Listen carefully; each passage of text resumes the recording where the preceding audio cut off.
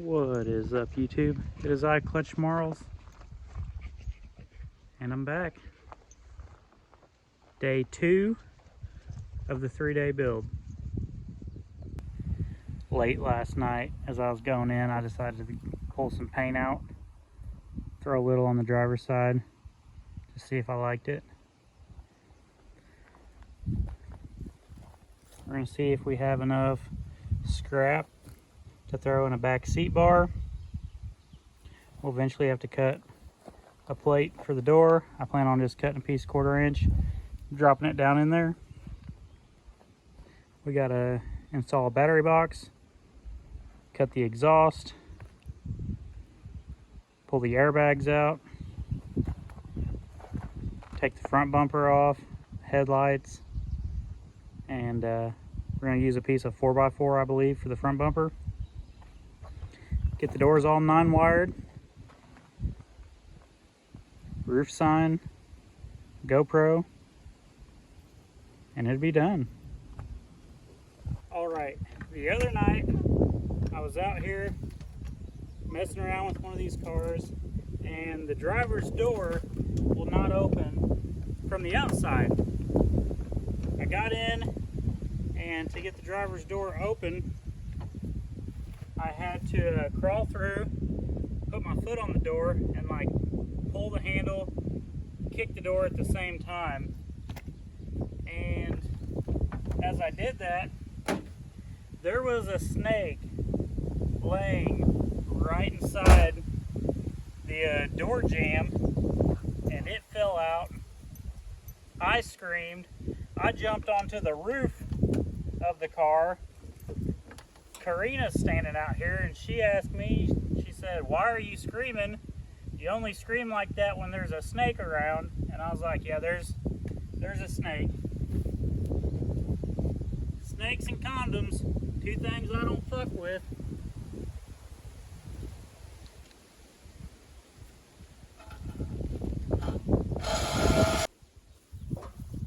Before, the muffler was just being held up with all this tie wire and a bunch of zip ties. Now what I've done is I've cut the factory exhaust right behind the second O2 sensor. It's far, I got the factory gas tank underneath here, and in case it starts, leaking or something, I want the exhaust, if it's backfiring, to be away from the gas tank. So I cut it pretty close to the front, and then we'll take this and just throw it all in the scrap pile.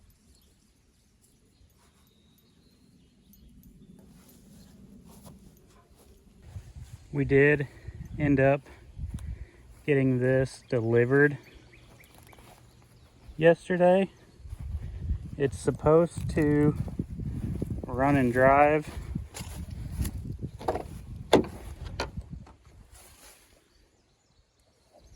y'all stay tuned, because maybe I'll have a bunch of clothes to sell.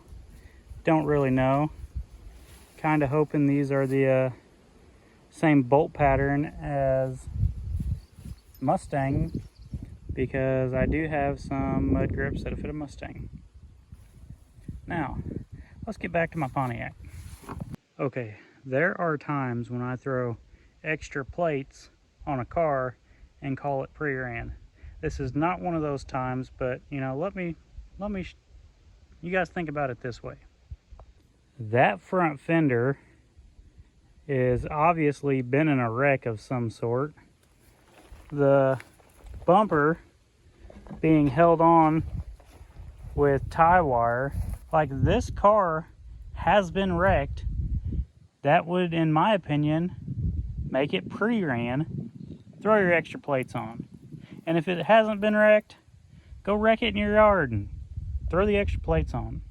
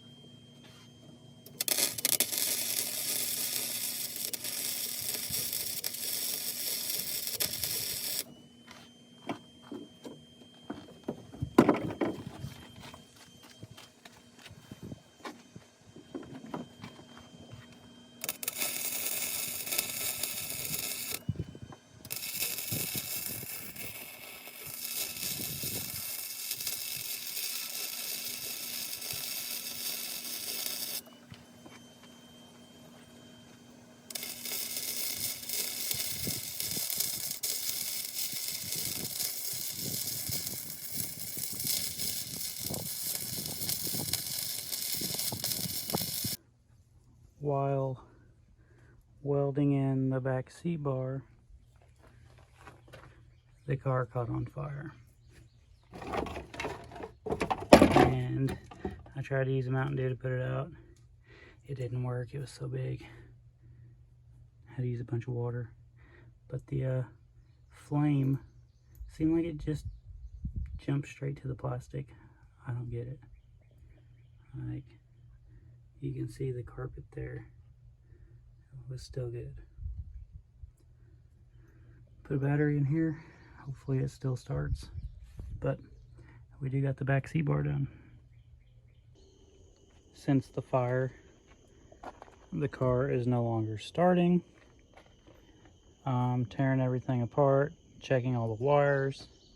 We've been checking the fuses. We just have no power getting in the car. I've been researching it online. Everybody online suggests that the ignition switch could be burned up.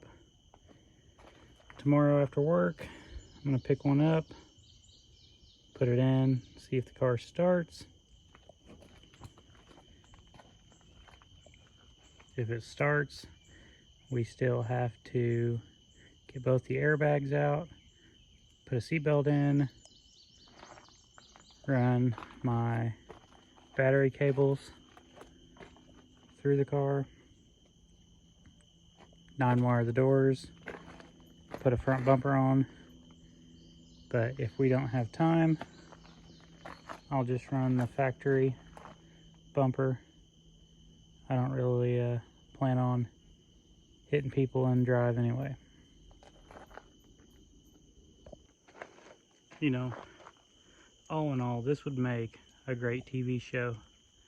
Everything was going great, and guess what? The stupid drama, something's gotta happen to put us behind schedule and now make it seem impossible. Like, we might make it, we might not. I don't really know right now. I'm gonna have trouble sleeping tonight. Everything was going great. 3 days to build a car, no problem at all. Day 2, the car catches on fire, and now it won't start. I do not have time to engine swap this. This has the 3800 in it. I do not have a simplified harness for it. I just can't get everything out. I could engine swap it, but that's not worth it to me. I'm pretty sure we'd have to swap the subframe out. A lot of time, not worth it for a gut and go car. But we're gonna do some praying. We're not giving up yet. 8:30 at night. I'm still out here going at it. Try to get the car as far as we can. Hopefully tomorrow, throw that ignition switch in, and hopefully it starts.